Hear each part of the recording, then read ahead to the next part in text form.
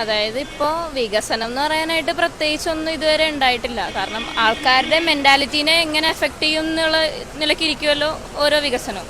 പക്ഷേ എൻ്റെ ഒരു അഭിപ്രായത്തിൽ ഇന്നേ വരെ വികസനം എന്ന് പറയാനായിട്ട് ഇങ്ങനെ ബിൽഡിങ്സ് ഇങ്ങനെ എന്തെങ്കിലും കൺസ്ട്രക്ഷൻസ് ചെയ്യുക, അല്ലെങ്കിൽ ഇതിൻ്റെയൊക്കെ അങ്ങനത്തെ വർക്ക്സ് ചെയ്യുക എന്നുള്ളതല്ലല്ലോ വികസനം എന്നുകൊണ്ട് ഉദ്ദേശിക്കുന്നത്. ജനങ്ങൾക്ക് എന്തെങ്കിലും ഉപകാരമായിട്ടുള്ളതാണ് ഈ വികസനം എന്നുള്ള ടോപ്പിക് കൊണ്ട് ഉദ്ദേശിക്കുന്നത്. ഇപ്പോൾ നമ്മൾ ന്യൂസിലൊക്കെ തന്നെ കാണുന്നുണ്ട് LDFൻ്റെ നമ്മുടെ പിണറായി വിജയൻ സാറ് എങ്ങനെയാണ് മീഡിയനോട് റിയാക്ട് ചെയ്യുന്നതെന്ന് നമ്മൾ ഒരുപാട് വീഡിയോസിൽ സത്യം പറഞ്ഞാൽ അങ്ങനെയൊന്നും റിയാക്ട് ചെയ്യേണ്ട ഒരു ആവശ്യമില്ല.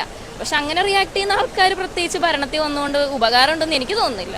കറക്റ്റ് കൊളോണിയലൈസേഷൻ ആണ്. പണ്ട് രാജാക്കന്മാർ എന്താണോ ചെയ്തുകൊണ്ടിരുന്നത്, ഫ്രഞ്ച് റവല്യൂഷനിൽ എന്താ ചെയ്തുകൊണ്ടിരുന്നത്, അത് തന്നെയാണ് പുള്ളി ഇവിടെ ചെയ്യുന്നത്. ആൾക്കാരെ ഡിഗ്രേഡ് ചെയ്തിട്ട് സ്വന്തം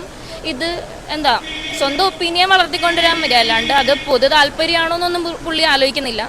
എന്ന് പറഞ്ഞിട്ടുണ്ടെങ്കിൽ ഇപ്പോൾ എന്താ പറയുക,